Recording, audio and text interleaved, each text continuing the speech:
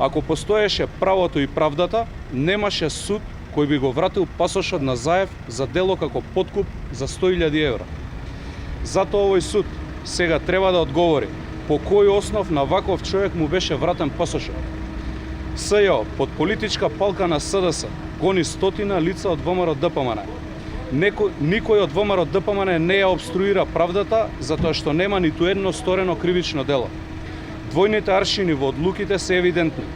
Зоран Заев за случај за барање подкуп со легално прибавени докази на очиглед на целата јавност, фатен во криминал, не појавувајќи се на рочишта, е се уште на слобода, а на функционерите на ВМРО ДПМН им се одземаат пасошите. Одлуката на судот е само гола политика, изоставувајќи ги правните аргументи.